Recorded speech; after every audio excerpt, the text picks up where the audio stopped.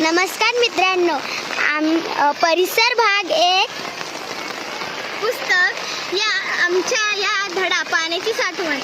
पाणी कसं जमा होतं, हे असं पाणी जमा होतं, थोडं थोडं करून मोठं तळ बनतं.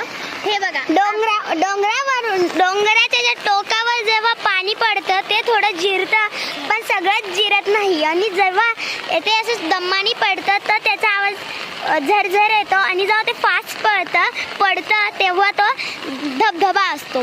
तर ना इथून ना आम्ही जेव्हा वरतून बघितलं, इथे ना पहिल्यांदा ना इतकं थोडं पाणी होतं, मग ते थोडं थोडं करून इतकं मोठं हे बनलं इथे. तर आम्ही वरून बघितलं ना, तर आम्ही खाली आलो आणि डोंगरावर जसा झरा पडतो तसं नंतर जसं तळं बनतं खाली जाऊन, तसं इथं आमच्या शाळेत तळं बनले छोटंसं. आणि तुम्ही डोंगरात पाहिलं असाल कसं झरासारखं पडत असतं. तुम्ही जिथे असं दुसरीकडे जासाल ना, तेव्हा तुम्ही बघा, तुम्ही जरा कुठे फिरायला गेले ना, तर पहिले तुम्ही काय करा, अशी एक टेकडी बनवा आणि दगड ते करा. बघा, दगड आणि माती मिक्स करा आणि त्याची एक टेकडी बनवा आणि त्याच्यावर थोडं पाणी टाका.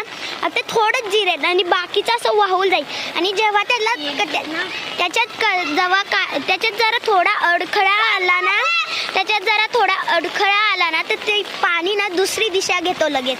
आणि जेव्हा आपण डोंगरावर पाणी टाकलं आणि डोंगरावर जेव्हा पाऊस पडतो, तेव्हा पावसात जरा एखादा मोठा दगड बिगड असला ना, तर पाऊस लगेच ते पाणी लगेच दुसरी दिशा घेते, ते एका ठिकाणी राहत नाही.